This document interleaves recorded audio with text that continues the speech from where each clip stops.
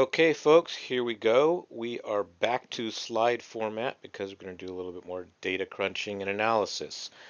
The tournament has just ended a couple days ago, so it's time to take a look at what we learned as far as skill usage, skill performance, and general team performance as much as we can glean out of the data. So what I went ahead and did is I took the top 50 teams. It took too long to do all 100, so I only limited myself to the top 50 teams, and I collected counts of the skills that they were using to get an idea of whether or not those counts differed as the ranks changed, or the rank seeds of the players going into the tournament, the skill usage distribution and the favored skills, etc. And all that how much that might have changed since when we last looked at it. So let's take a look at what some of those numbers are going to look like. Starting with pitching, I focused on the last boss, finesse pitcher, dominant pitcher, untouchable, and mess. I did not capture numbers for ground baller, and I did not capture any numbers for legend skills. And by the way, there are no legend skills in this review at all. Everything was focused on gold skills. And on top of that, I captured numbers only for the starting pitchers and the closing pitchers, simply because it was taking too much time to get all the data. From that, these are the overall counts for all top 50 players going into the tournament. And this is based off of the ranks going into the tournament, not the current ones. Anyways, these are the total numbers for each of those skills across those ranks. So we can see there's still a minimal representation of mess. I would say that's probably proportional to what we saw in the past. We'll see an interesting note with that when we take a look at how the different rank levels use that.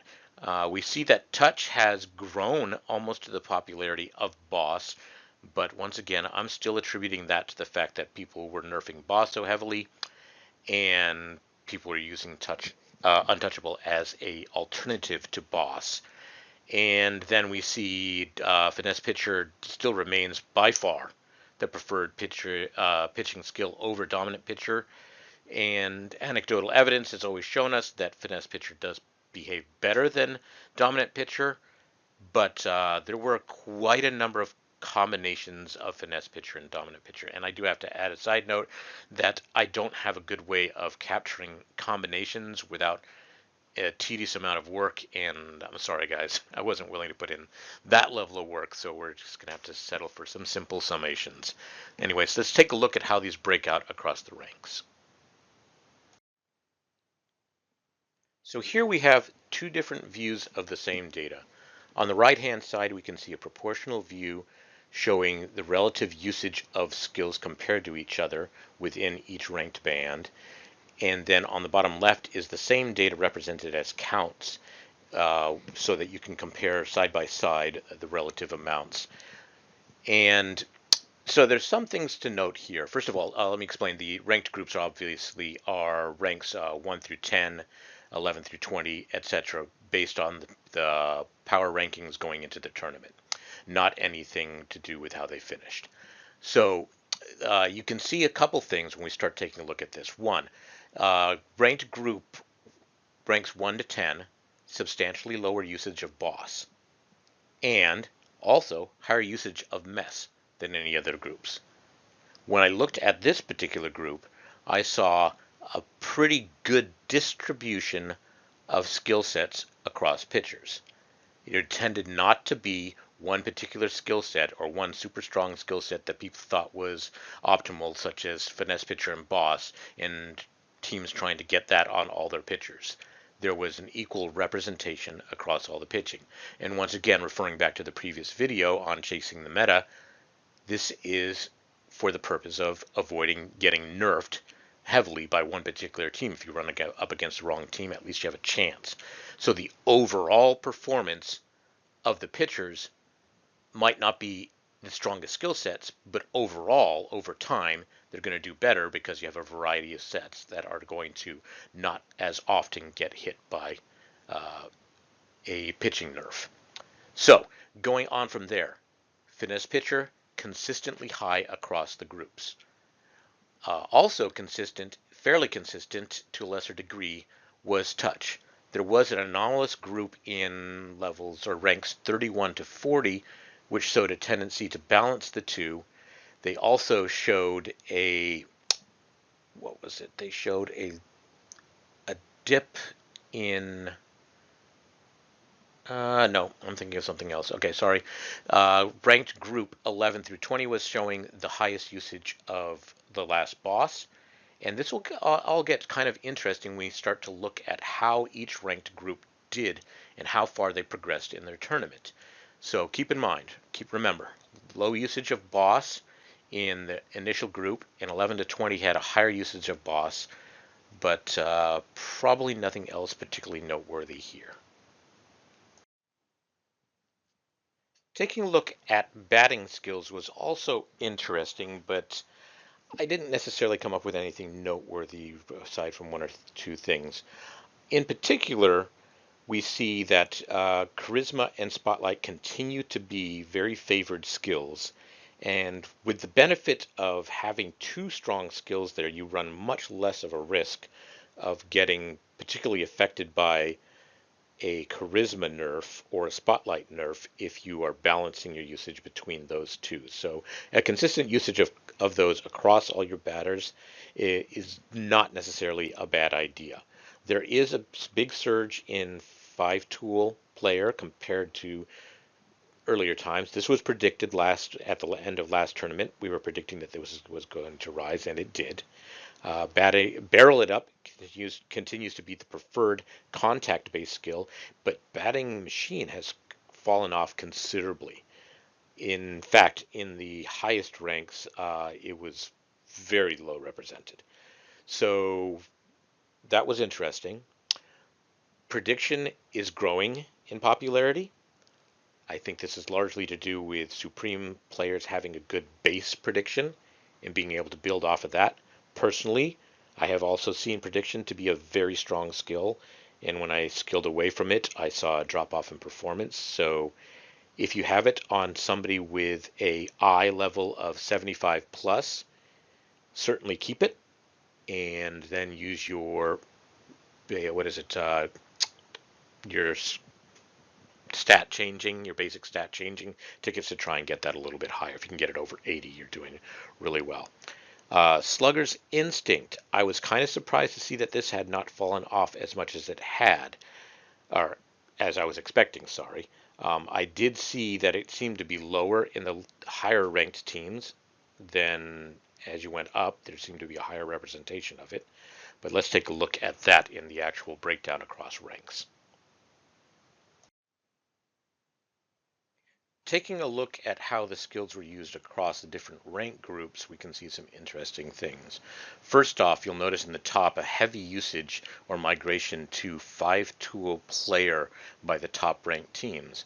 Interesting, 11 to 20 didn't show that as much, but definitely 1 to 10 was heavier usages of that. In particular, 11 through 20 was heavier usage on prediction, and let's take a look at that when we took a look at results on the next slide, but that was interesting as well. Slugger's Instinct, for the most part, seemed to be skilled off of the very top level players, and prediction,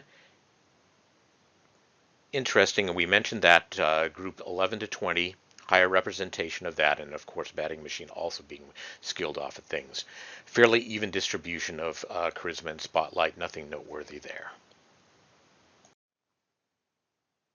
The next question I was curious about was whether or not your power ranking going into the tournament was any indication or prediction of how far you might progress in the tournament. So what I did is I ran the average number of rounds passed for each group. And ranks 1 through 10 saw a couple early exits, which is hurting their actual progress through the tournament. And 11 to 20 saw the highest. Interestingly, the number 2 finisher with the equal number of rounds passed to Taiwan Astros, at least the way that I counted it, was falling into groups 21 to 30, so that drew up their average a bit. So the top 20 saw the best performance, and so I would say that the power ranking was a good indication of whether or not they were, how far you were going to proceed in the tournament. And just of note of how I calculated this, the unseeded and wild cards started off at only having reached round 1.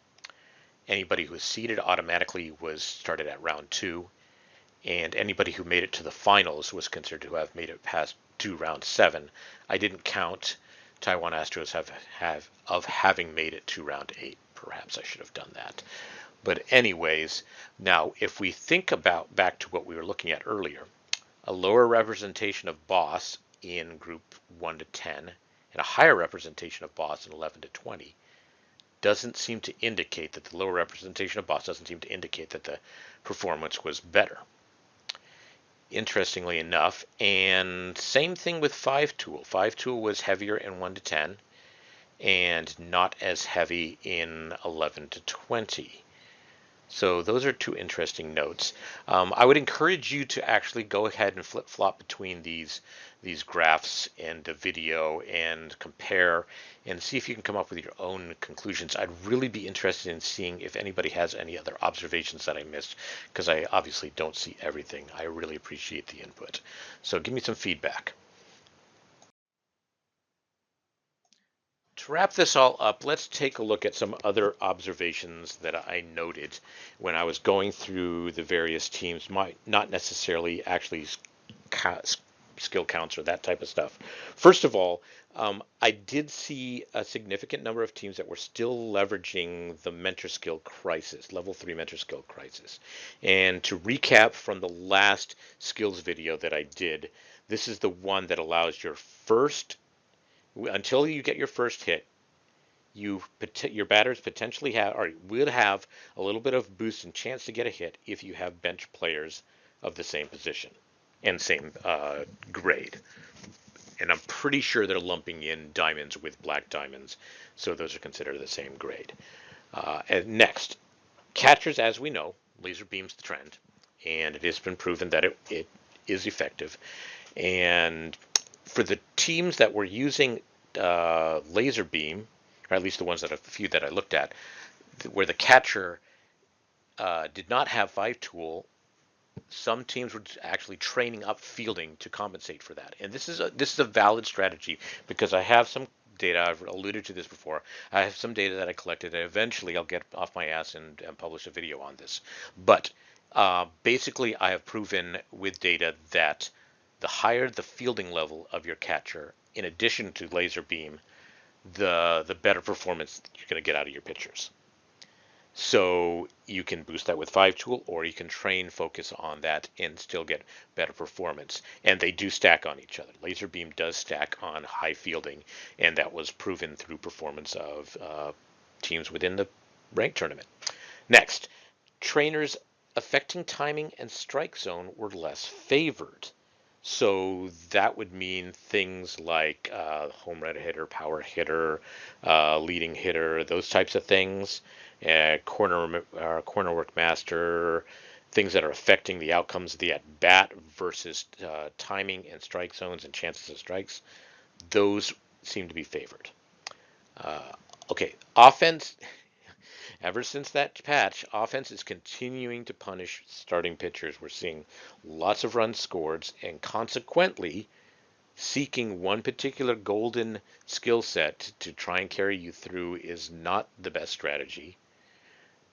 Getting a variety of skill sets does seem to be effective, and not obsessing with getting perfect skills on every single pitcher. Just get some variety across your lineup, and that should be sufficient. And then finally, there was definitely, and this is a big surprise, everybody, teams with more max skilled players tended to do better. Okay, so please, Com2, do me a favor, grant me some random number luck, because I think I only have 4 total on my team compared to other teams that have at least double that. So anyways, that brings me to the end of the observations. Once again, I only noted what I saw, and I know that other people have seen a lot of other things, so I'd really like to hear what everybody else noted as well. So please leave me some commentary there, and I hope this has proved useful for everybody. And we hope to catch you on the next one. Thanks and bye.